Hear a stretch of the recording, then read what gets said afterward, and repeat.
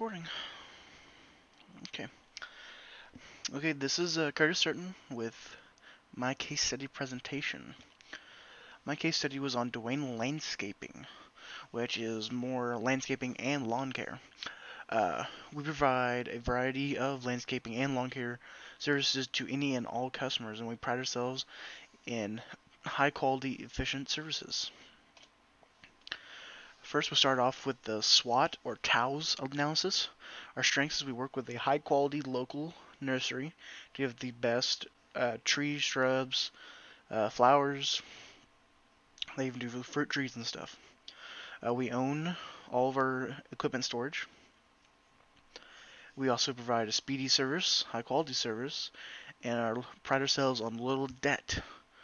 Weakness is part-time service or part-time workers because we only do most of our jobs in summer as weed eating, lawn care and stuff, or during winter, which would be our snow removal services. And also, we are high priced for businesses, which is there because it does take a lot for businesses. We usually do 3 to 4 workers for one large corporate account, and they're only assigned to that place because they take care of it. Our opportunities is new customers and large corporations. And our threats is Garden Shop, which is a local lawn care business. Then Landscaping Plus is the local landscaping business. Also the seasonality because we only do summer and winter.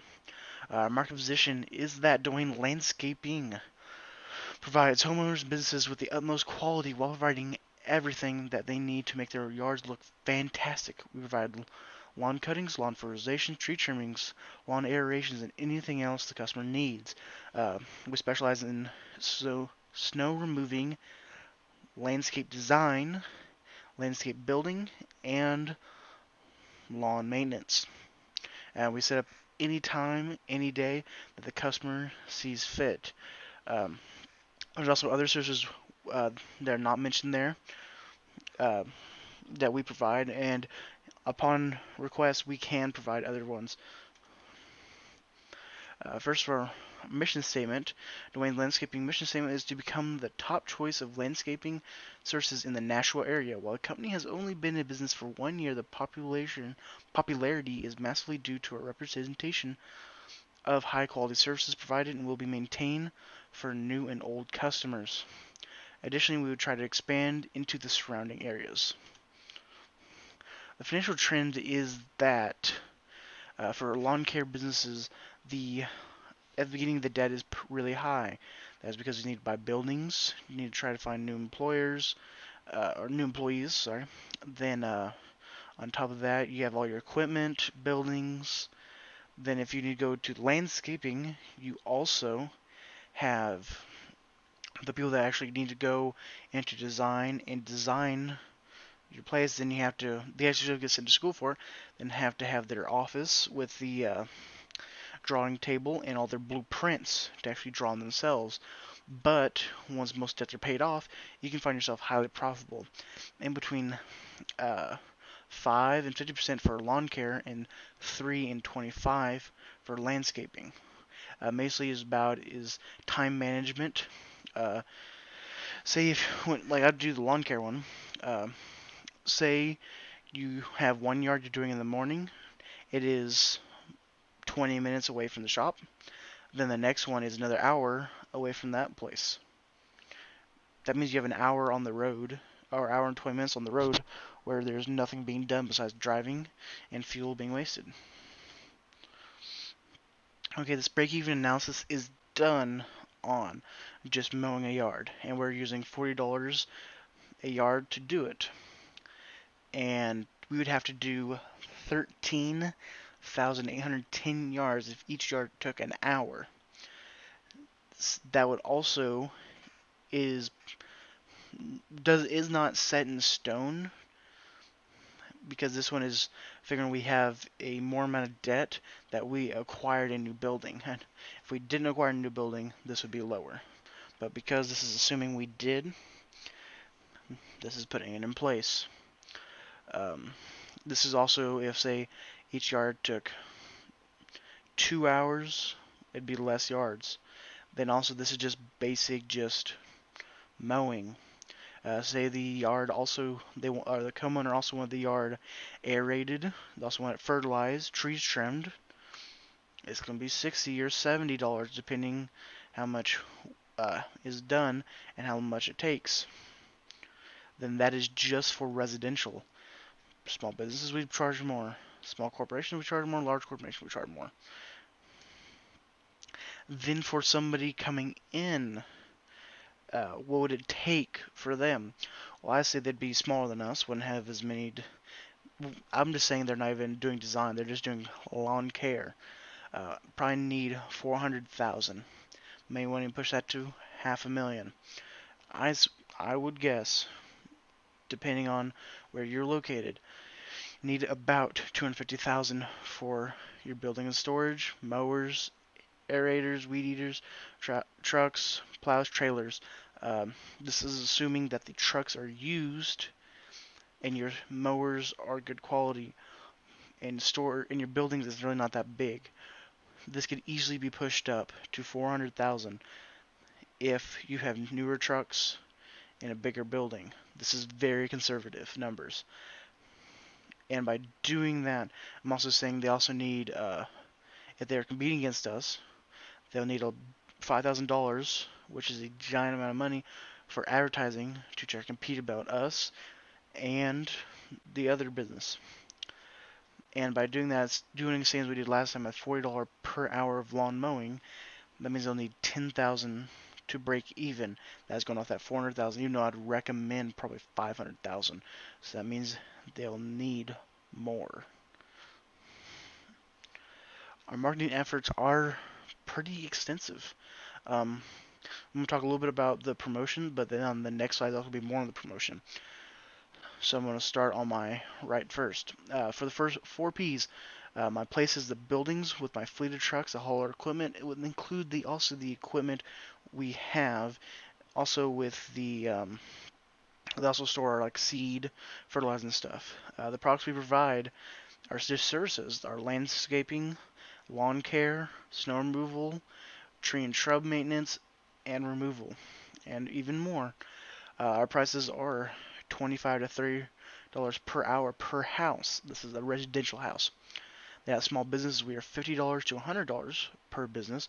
Then corporate accounts is determined on their terms on a contract, because usually we'll take 4 people per place. Then our marketing efforts are extensive with multiple strategies to increase our marketing share of the Massachusetts, Neosha area. We're trying to increase our large corporate account, small corporate, and residential. We're mainly focusing on the residential because that's bulk, but then we're trying to do the large accounts so we can get a lot of cash flow there. Our first strategy, advertise in the newspaper, then phone books and TV. Then we're going to do some direct mailing and some telemarketing using cold calls. Then try to finally do some community involvement. Our community involvement would probably just be help picking up, trying to do some community service. And this is the other part of the promotion. The final P is promotion, which is very extensive. The different strategies talked about in the last slide. I'll go more in depth here. First is newspaper ads will total $641 and will circulate an estimated 400,000 total ads of that. And $900 for phone book ads, which should reach everybody in the Massachusetts area. Then $1,550 for a TV ad, which would be shown 2,070 times. This we're also doing direct mailing to almost every business with letters, then also doing brochures to almost every house we can. Then our organizational structure at the top is Dwayne as owner and president. Then there's 2 design specialists. Then there are 4 supervisors, office manager, and under that's 2 office admins, assistants. Then there are usually 5 to 25 part-time workers. Now the issues in the industry and firm is landscaping mainly, or not landscape, sorry, labor mainly. All of it is done outside. Most of our work is done in summer, so it is hot and there's a good chance if you're not used to it, you might get heat stroke or heat fatigued. We try to pay equally to everybody, but on the part-time workers, we're only part-time. Um, Minimum wage is usually only counted for full-time, but we count that as part-time too in our area, and we want to give them a fair price. But I don't want them to leave. We would pay them a big amount. So if you stay that whole entire summer, then go to the winter, you'll get paid more. Then you come back that summer, you'll get paid even more. Then another issue is something we run into not as often, but it's still there. Is land disputes. Like they're only really affect residential homes. Is you're mowing in between two homes, and one homeowner thinks that's the line, another homeowner thinks that's not the line, and you just kind of in the middle argue fast. The other is in tree trimmings. That happens kind of often. Is that there could be a tree on a line or close to it, and one homeowner wants that tree trimmed that's overhanging their property, that's on their property, while the other one thinks the entire tree belongs to them. And my summary for this is recommendation for anyone trying to come into the landscape and lawn care business is try to be out there, try to be original, try to do something that's a little bit different than everybody else. Um, our specialty was the snow removal. Our other two competitors really do not do it, so we really push forward for that. We make a lot of our profit during the winter. Especially in our area, it snows like no tomorrow. Try to do something a little different. With the amount of technology there's nowadays, try to do a cloud-based uh, cloud-based scheduling. Do reminders to the phone. Set it up an app to help them easily just click on their phone 3 clicks away. Boom, you got a schedule an appointment signed up. It's the amount of opportunities there is for somebody that's tech savvy like that would just make them so different and want so many people just come towards them because it also be really efficient. You can do that. It would just see the problem with the efficiency. There's also that in that problem section I didn't add is that in between that I even talked about before is when you travel back and forth in between yards and places that you're not making money. You're actually losing money in between them trips because all you're doing is spending fuel and paying them people to just not work at all. It's kind of a pain. But also, I'd do anything else. It would just try to be honest. Don't try to jip anybody about their money or anything like that. And that's the end of my presentation.